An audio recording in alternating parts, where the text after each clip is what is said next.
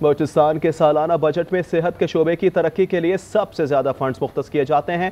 Audit report سال 2024-25 میں محکمہ صحت کی سنگین بدعنوانی کا انکشاف ہوا ہے۔ کوئٹہ سے محمد خالد کی رپورٹ دیکھتے ہیں۔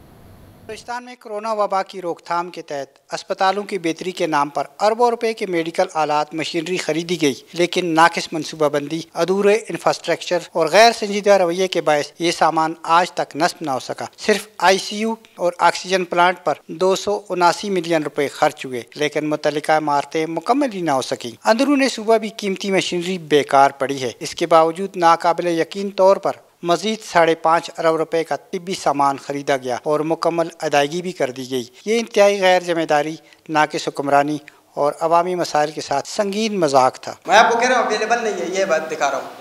میں کہہ رہا ہوں اویلیبل ہی نہیں ہے۔ میں تو یہی رو رہا ہوں کہ عوام کے لیے کچھ نہیں ہے، صرف کرپشن ہے۔ دوائی کا جو مہنگے خریدے گئے وہ بھی تو عوام کا پیسہ گیا۔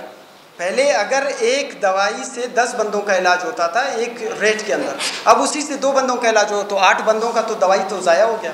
وہ تو کرپشن کی نظر ہو گیا۔ ہم تو یہی رو رہے ہیں کہ دوائی ہے نہیں، یہ جھوٹ کا پلندہ ہے۔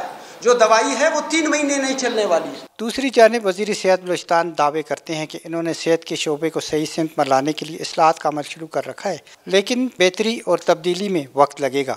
ینگ ڈاکٹرز اور طبی عملے نے سرکاری اسپتالوں میں آلات کی فراہمی کے لیے احتجاج کا عندیہ بھی دے رکھا ہے، لیکن بدعنوانی کو کنٹرول کرنے کے لیے منظم منصوبہ بندی کا اب بھی فقدان ہے، جس سے بہتر طرز حکمرانی کا خواب شرمندہ تعبیر ہوتا نظر نہیں آتا۔ کیمرہ مین عبید جان کے ساتھ محمد خالد، آج نیوز، کوئٹہ۔